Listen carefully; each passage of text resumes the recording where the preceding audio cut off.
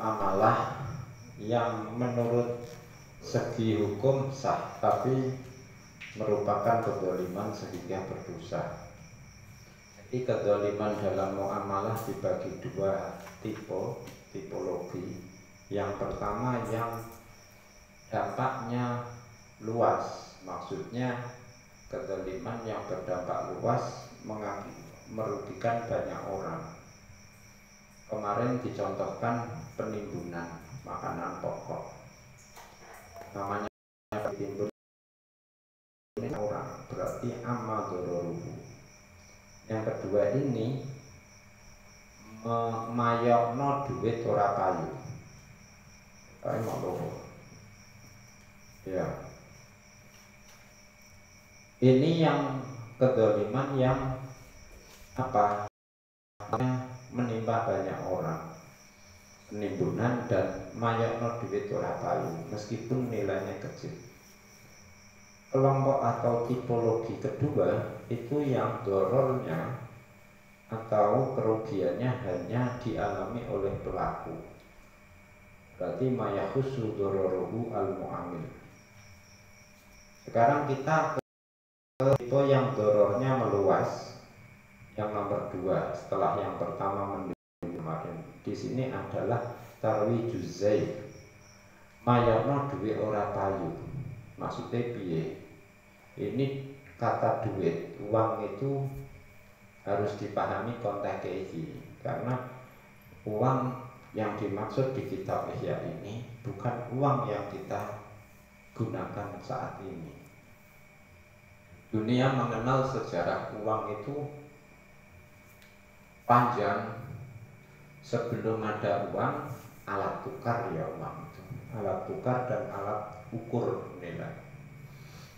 Sebelum mengenal uang, orang jual beli barter, barang dengan barang. Sampai duwe beras, aku duwe uang. Terus berasku, nah sampai akhirnya langsung mangan iwak terus. Kapan mangan endog, kapan mangan daging, gitu. Aku ya ngono. Lah aku untuk beras tok lah, kapan untuk sayur mayur gitu. Akhirnya yang barter antar mikir alat tukar. Dulu alat tukar paling kuno itu belum ketemu uang, macam-macam sesuai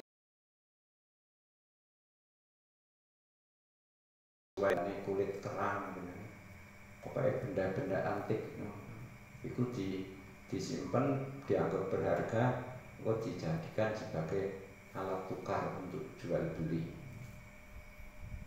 Terus ketemu emas, perak. Tidak tahu, dulu Imam Ghazali sudah nerangkan ini bab apa ya dulu itu ya. Pokoknya bukan di juz ini ya, bahwa Gusti Allah itu emas dan adiknya perak, tapi saiki kakak adik adok jari. Perak sudah tidak seberharga seperti dulu. Allah menciptakan dalam diri emas dan dalam diri perak itu apa istilahnya, nilai yang tidak dimiliki oleh benda-benda lain itu. Nah namanya logam mulia lah itu ya, emas perak itu. Lah emas belum uang. Jadi ya emas barang nyuwili dijual sithik. Jual sithik atau beras luwih jumlahnya rada gede untuk daging kayak gitu. Tapi suwe-suwe apa? Wis orang sudah enak, ora kudu nggawa beras. Gitu. Wong sing duwe beras wis gak butuh iwak.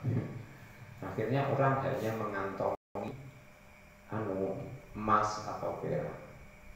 Terus emas atau perak kemudian ngukurnya sulit, nyuwili sidik-sidik sulit. Akhirnya emas atau perak itu dicetak, dikasih angka. angka 1 dirham, 1,5 dirham, 1 dinar dan seterusnya itu. Tuh. Terus akhirnya kalau sudah bentuk uang seperti itu maka nilainya ada 2. Nilai yang ditulis di ukoin itu ditulis 1 dinar, 1 dirham, 2 dirham gitu. Itu angka yang dituliskan nilai sebagaimana bendanya juga punya nilai. Jadi itu ukurannya berarti lebih kecil dibanding dirham. Bobotnya. Yes. Kemudian logam mulia emas perak ini mulai merepotkan. Sampai tuku mobil, nggawa duit emas perak, repot itu. Ada disai gak praktis itu. Akhirnya orang mengenal uang kertas. Nah, uang kertas ini asalnya kertas ini mewakili emas yang disimpan. Jadi nek duwe emas 1 dinar itu nanti disimpan emasnya terus diijoli oleh otoritas keuangan bank gitu ya, bank negara. Duit emasnya ditarik dijoli duit. Nah, karena uang kertas gak perlu nyuwili, gak perlu ngukur, yang penting angkanya. Tapi kertas, meskipun ini kertas, ini maksudnya mewakili emas yang disimpan. Nah, sekarang uang kertas juga mulai jarang dipakai. Sekarang orang pakai uang digital, ShopeePay, GoPay, yang pay itu loh, itu uang digital namanya. Uang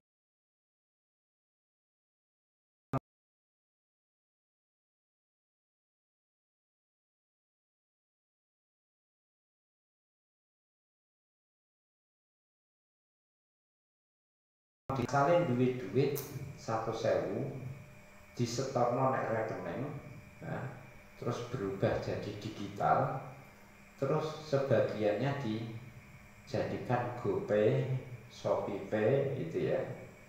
Itu sudah semakin hilang. Tapi ada dasarnya. Ini mewakili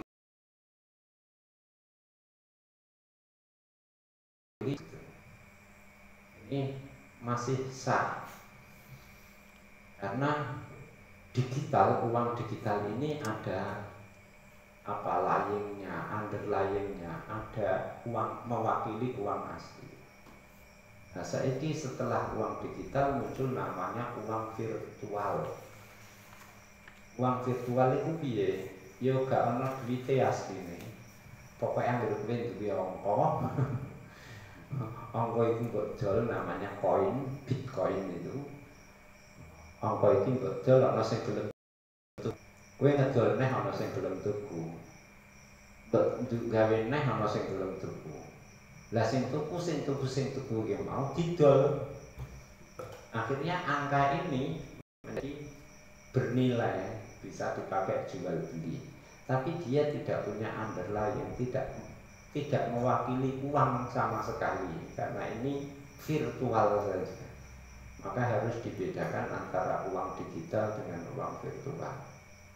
Kripto itu uang virtual, tapi GoPay, ShopeePay itu uang digital. Nah, yang digital sepakat semua boleh ulama, tapi yang virtual ini Lah, yang diterangkan di kitab ini itu uang yang era kapan? Yakni uang era ketika hanya masih emas dan perak, terus diberi angka. Jadi angkanya itu ya punya nilai, benda fisiknya yang punya nilai. Sehingga uangnya kalau nilainya lebih tinggi, angkanya lebih tinggi, maka fisiknya juga lebih berbobot. Lah uang ora payu maksudnya itu mau piye? Kedzaliman yang muamalah yang menimbulkan kemadharatan banyak orang itu duit ora payu kamu pakai. Ora payu itu piye ora payu? Ya ora payu ya uangnya apa? Emas palsu atau perak palsu gitu. Hanya sepuhan, peraknya hanya sepuhan. Ini uang ora payu, makanya kita sebut duit ora payu, bukan uang palsu, karena dia barangnya asli neng sepuhan itu, pemalsuannya mengelabui sih, tidak betul-betul palsu. Tapi ini bisa kita terapkan uang sekarang ya uang palsu itu. Jadi uang asli itu yang punya apa spesifikasi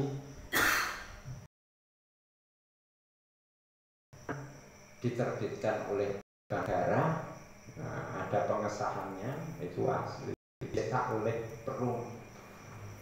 perusahaan uang Republik Indonesia Peruri atau apa itu. Tapi ini orang duit buat scan terus buat cetak, nah itu uang palsu. Nah tarwi juzaifi ini nek biyen itu duit imitasi, sepuhan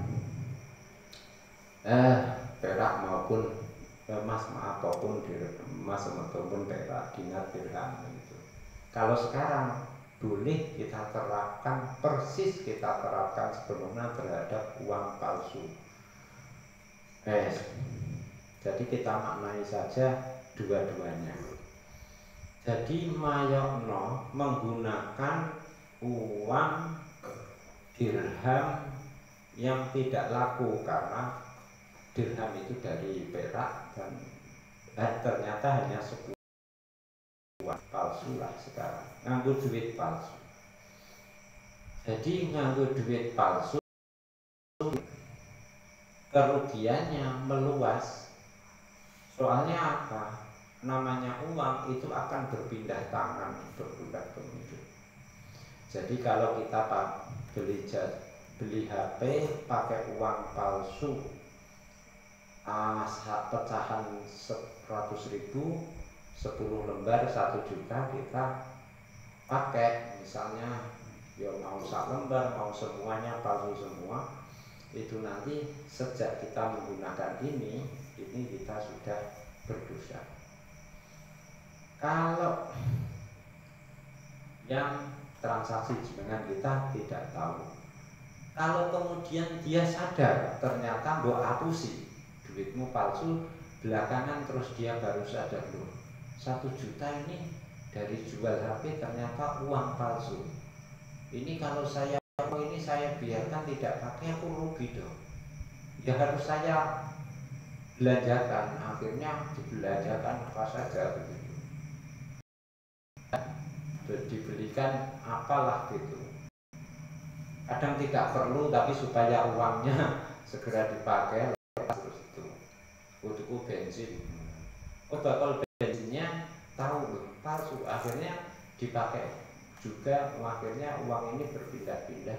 Banyak orang yang maksudnya banyak orang yang kena dampaknya.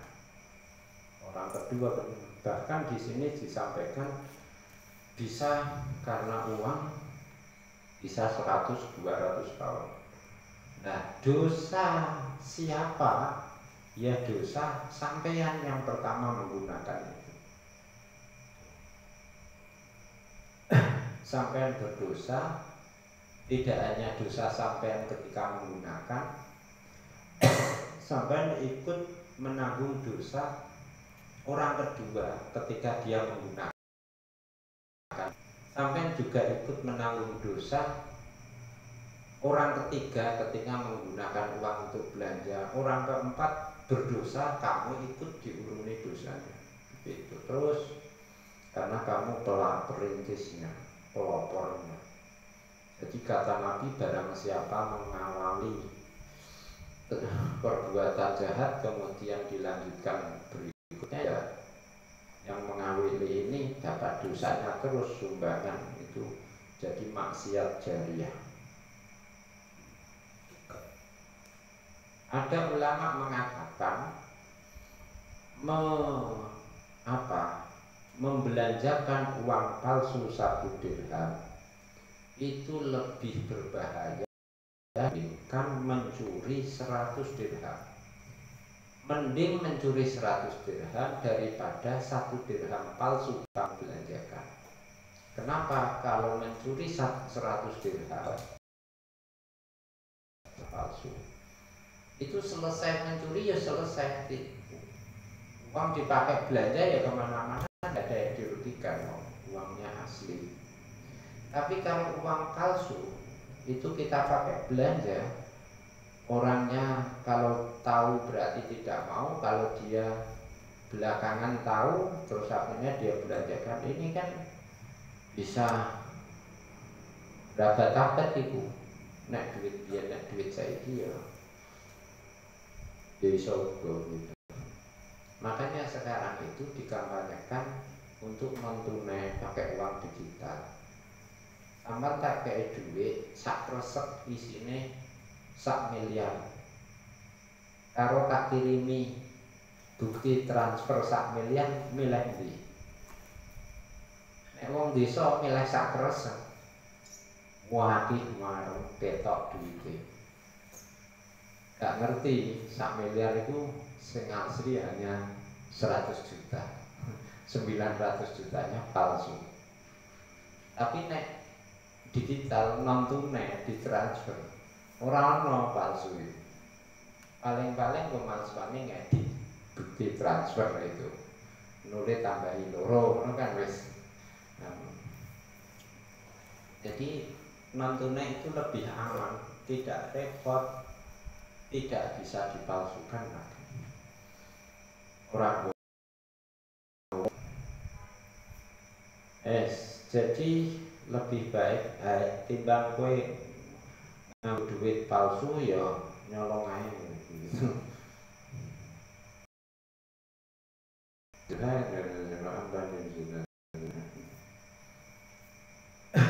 Jadi kenapa kok menggunakan uang palsu itu lebih berbahaya? Karena kamu mati untuk kiriman dosa. Celakalah orang yang sudah mati tapi dosa-dosanya masih tumbuh subur dari generasi ke generasi. Dan sebaliknya beruntunglah orang yang sudah mati dosanya ikut terbawa, maksudnya berhenti karena dia mati.